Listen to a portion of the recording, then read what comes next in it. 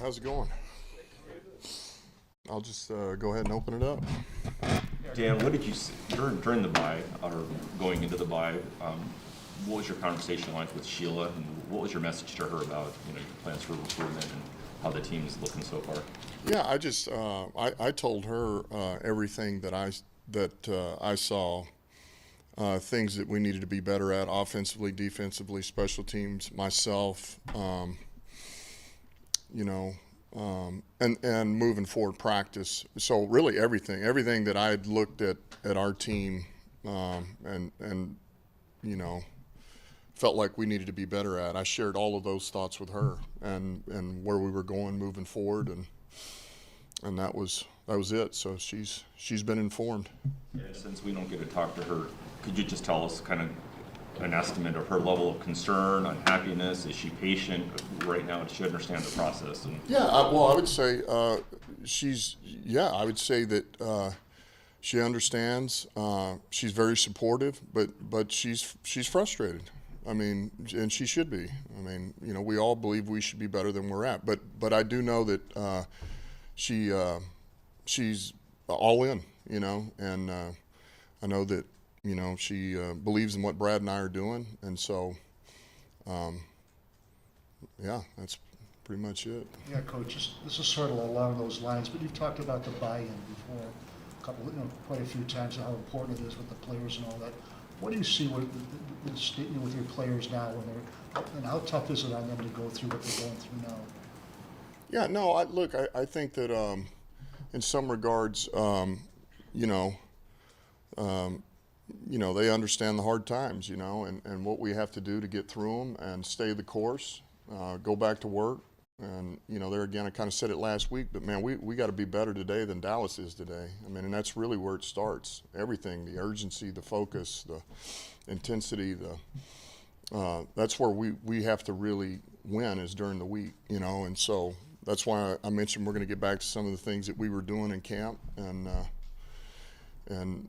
because those things have been good for us. So, but the team's good. The guys are back. The energy's good. We just finished our walkthrough, and they're in it. So. You had a couple key offensive cogs in DJ Chark and DeAndre Swift that you were playing conservatively with those couple weeks leading into the bye. Coming out of the bye, how do both those guys look like they're trending? Yeah, I would just say that they're both a little bit better, and that's about as good as I can give you right now.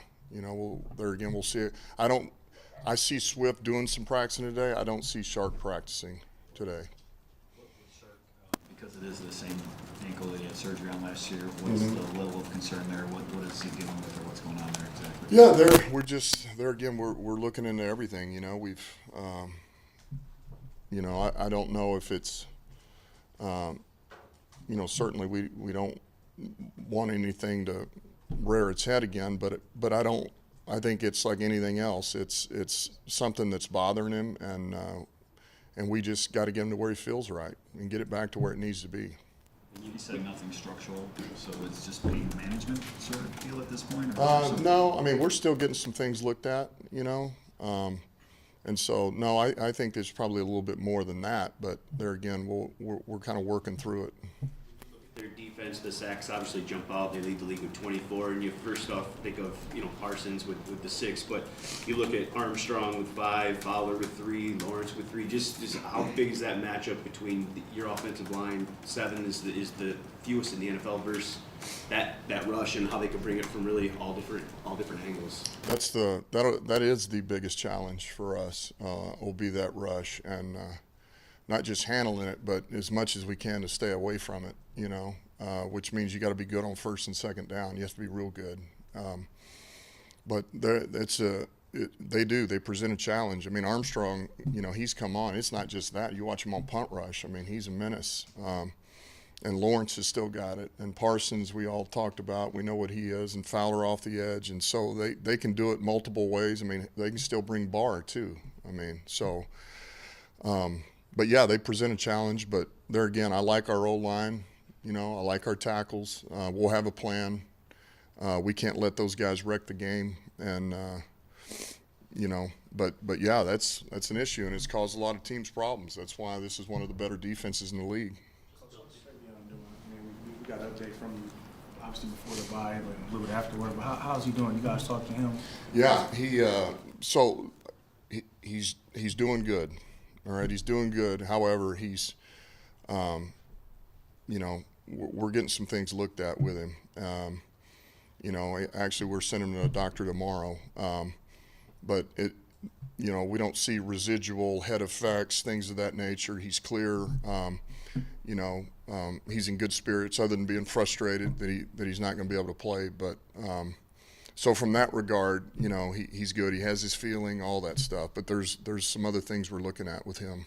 Just one more update, a little bit. Sorry to cut you off. No, that's all right. Just one more update as far as obviously with all these string of injuries and just the start to the season. Will you guys at some point make a decision on which? I mean, what you have with Jameson, coming up. Will you guys have a timetable that you will make a decision, or is it even a possibility that he might not even play this year? Like, what's your thoughts with how you guys want to manage him as well? Well, I would say this: we really felt like he's turned the corner over the last month. He's really we feel like he's really coming on, and so I would say we're pretty optimistic he's going to play this year. Now, that being said, the injuries are not going to have any bearing on when he plays. We're not going to let that affect us. When he's ready, then we'll get him up and ready to go. But we don't want to press that just because we have a number of injuries in the receiver room. Go back to Tim's question really quick. I'm just curious about the general philosophical approach when you have strength on strength. Sometimes you hear coaches say you don't want to let, or you take what the defense gives you, or you try to dictate the tempo. When you have an offensive line that's allowing few pressures and you've got the defense that's generating the most pressures in the NFL, like how do you approach a strength on strength matchup? Do you lean into your strength, or are you more concerned about their strength?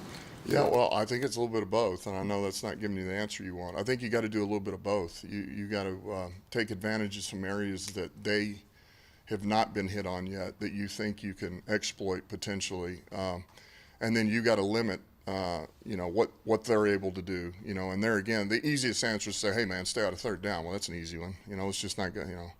But certainly, man, third and manageable. We got to be able to stay out of the 3rd and 7+ would really be big this game.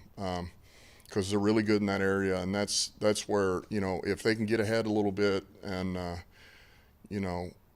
and then they put you behind the sticks, and man, it's all out now. And I don't care how good your old line is, that's tough. It's tough on anybody. It's tough on the quarterback. So, but I think ultimately, if you're holding my feet to the fire, we got to do what we do well, and we got to play to our strengths. And certainly, we got to be able to run the ball. We got to be able to run the football. It all starts there for us. Dan, topic to that, just Micah Parsons. I mean, you guys obviously got a player coming out of the draft, but you looked at Micah heavily, I'm sure. Did you see him being this impactful, this versatile, I guess, when you sort of did your evaluations, and what surprised you about the way that he's played so far to this point in his career? Well, I wouldn't say that I'm necessarily surprised, knowing the athlete that he is and was coming out. Now, it was a little bit exactly where do you use him, how do you use him per se, because there's he did have a skill set that's, well, do you put him on the edge and let him rush a little, or is he really a stack backer? Is he a stack backer that blitzes? He's certainly athletic enough to cover. I mean, so there's all these things. It's just honing in on what he does best. And I think Dallas has done, Dan Quinn and them have done a great job with how they've used him. So there again, he's a rare talent. He's got rare ability, and he's dynamic now off the edge. He can do multiple things, but you put him on the perimeter and let him go. That's where he really, really excels. And Dan, I think people, maybe the fan base, looks at this team and they look at other teams over the weekend, whether it be the Jets, the Giants, the Falcons, Seahawks, teams thought to be similar as you guys, having success and you're not. And they're probably wondering, well, what's different here? So what do you think the biggest reason is that this team this year hasn't had the success maybe that you hoped? Or is it just truly about next year and you never really thought this rebuild is just too... Yeah, I don't believe that. And look, the bottom line is we haven't won those close games.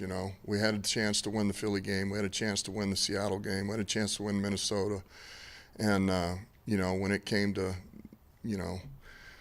there at the end of the game, man, that one play, we didn't make that one play, and so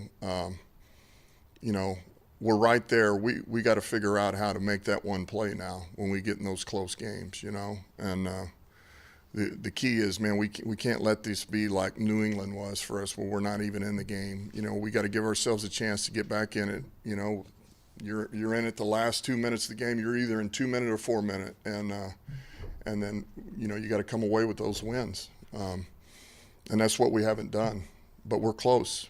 You know. Again, you're a Texas guy, went to high school in Texas, college in Texas. I'm just curious, is taking an NFL team there as the first time as a head coach, just any kind of special to you being a Texas guy? I mean, it'll